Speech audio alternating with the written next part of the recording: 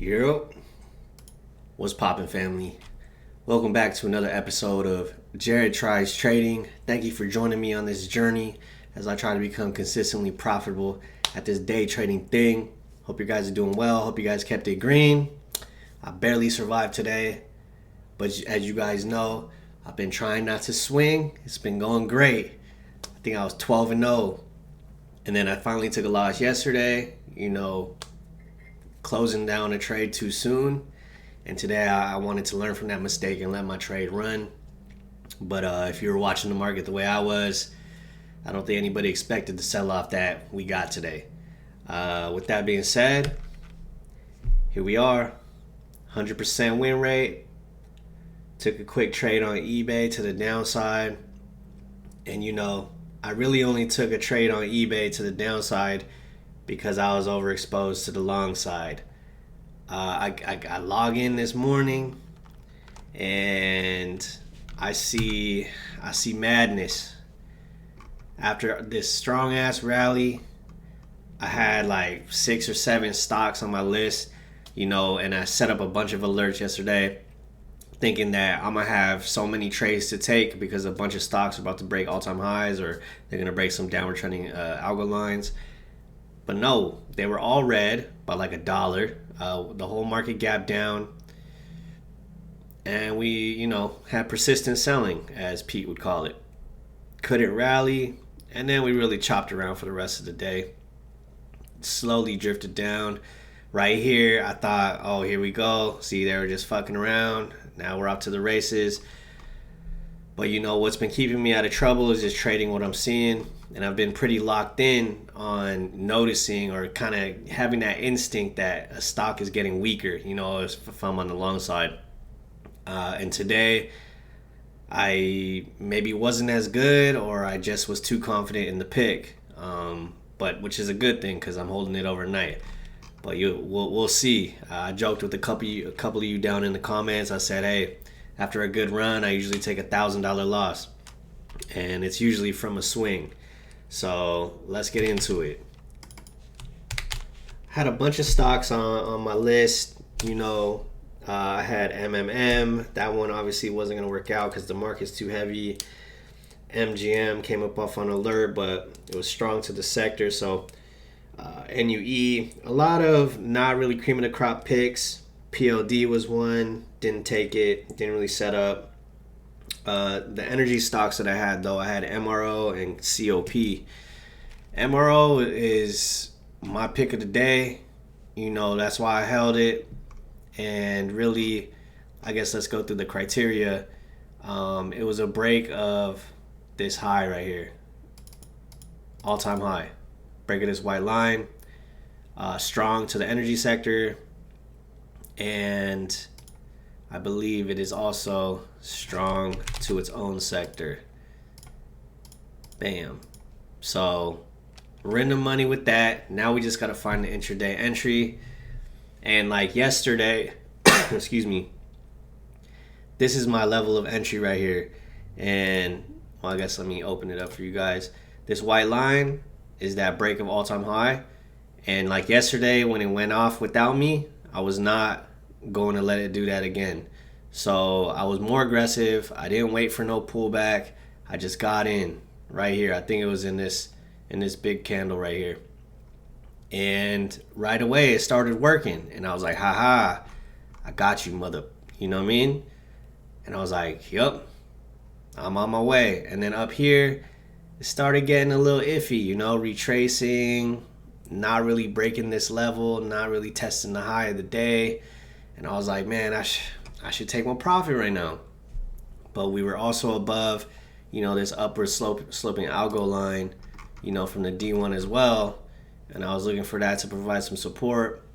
And then this whole time, I had a couple stops in mind. I knew what I wanted to do. I had a stop either on the break of the 3A cross. If I wanted to give it more room, it would have been, at the highs from these candles. Or I could have did the high from the daily level. You know what I mean? 3 chances I had to stop out and I also had a chance to get out with maybe $30, $40 profit up here. But I didn't take my profits. I didn't take them quickly. After the finish that we had yesterday, I just felt like I had a great pick. And I wasn't listening to this big ass red bar that gave up all these gains. You know, I was like, oh, VWAP will hold it up. Nope. Got to this stop. You know, HA candles were stacking to the downside. Didn't stop out. Said I'll give it more room. Then I saw this candle right here, this wick below. I said, aha. The D1, the high is going to be holding. Look how it rejected that. So I held it, bam, blew through it. And then at that point, I should have stopped out. But my thesis is the stock is hella strong. It's in the strongest sector, and it's stronger than its own sector. And I guess, you know, the break of this high was the daily event. But we didn't hold it. So I should have cut it here, because now I'm in a risky situation where I have to hold overnight. But I did notice throughout the day, anytime SPY put up a tiny green candle, MRO was ready to fucking go. This shit was ready for blast off. You know what I mean? And the market was so damn heavy. I mean, how many points did we lose on SPY? And MRO closed down only 1 cent. You know, after that whole sell-off, drifting lower. What did SPY close at? You know, SPY closed down 3.5%. MRO is only down not even 0.1%. So there's strength here. I think if we can gap up tomorrow, or, you know, whatever the market wants to do, I already you know, accepted it, bro. Do what you're gonna do, market. Take my money if you have to. But there's some strength here. These contracts, or the one contract I have, expires on the May 20th. So I do have some time, but man, you guys know how options go. They get away from you. And that's my thesis, and I'm sticking with it. Let's see what the daily looks like. Finished on a doji when SPY has a huge red one. So we'll see. We got to be really careful here. This algo line was resistance, and this could also be a double top. Very risky. Very risky. But, you know, no one fucking knows what the market's going to do. And to me, if the market's just going to do the stupidest thing that it could possibly do, we're going to have another big-ass green day like this. So, obviously, don't listen to me. We'll see. Maybe we're going to fucking really break down and it's doomsday like some people sound. I don't know, but I'm willing to take my lumps if that's going to happen. So that's MRO. I'm swinging that. This one I could have did without. Why I took this one, like, I didn't take COP in the morning because I didn't want to be overexposed to the energy side, or the energy sector. But the moves that it was making while SPY was dropping, I was like, holy shit, this thing's flying. Same shit as MRO. It's actually not as strong to the energy sector. But I like this level, this white line. I like this level right here. 4 days in a row, it acted as resistance. Bam, broke through that. And then my target was the all-time highs. And then I missed this red trend line here, which looks like we peaked above it. And then, you know, that acted as resistance as well. So missed a couple points of resistance. And I didn't really have to open this one. But I felt like this one wanted to go as well. And COP is a fast mover too. So I can't look at my entry because TraderSync is tripping. But I opened it later in the day. I think it was on this break of VWAP actually.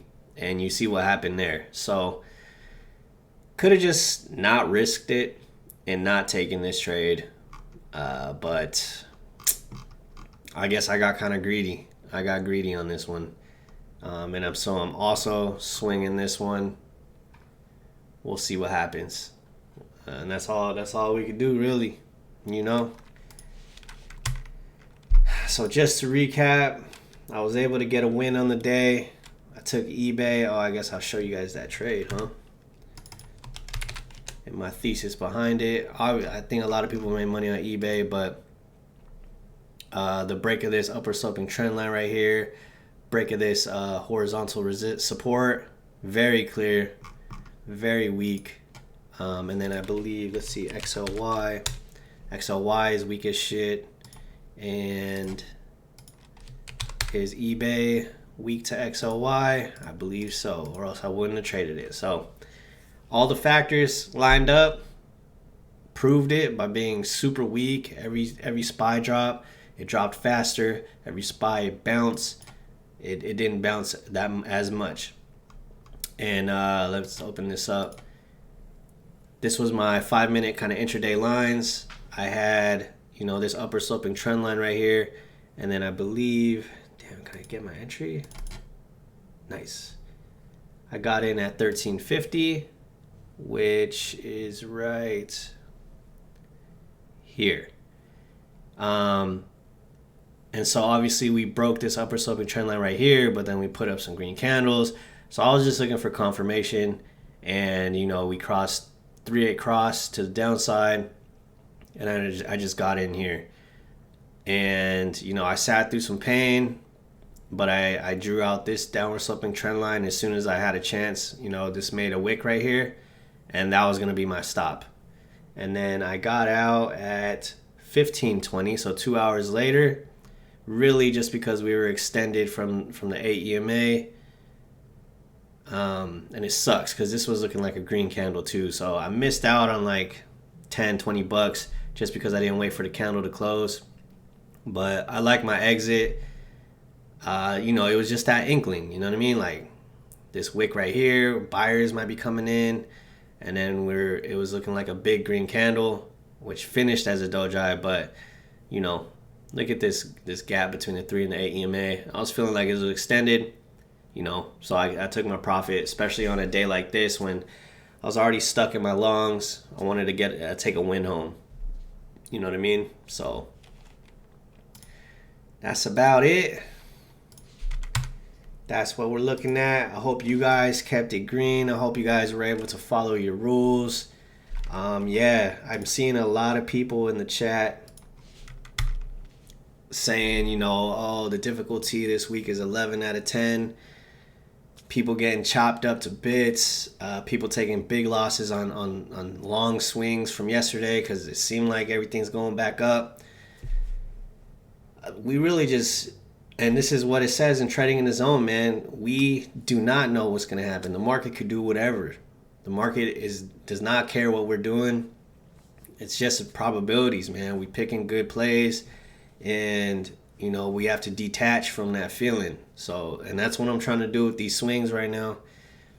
Walkaway analysis has proved to be beneficial for a lot of traders, even for me. But you guys know, when it comes to managing these swings, I could get into trouble. And maybe that's just waiting. Not, you know, I'll wait 1 or 2 days, but then on that third day is when I cut it. And then the fourth day is when it, you know, comes back around. So we'll see. Right now, on COP, I'm down maybe 60 bucks. That's 10%. And then let me talk about MRO. I think I'm down. See, this one came back around a little bit. I was down like 120 on it. Right now I'm down 86. So about, you know, 160 bucks, 140 bucks down right now. Max risk on these. Oh shit, I forgot I added to MRO too. Oh boy.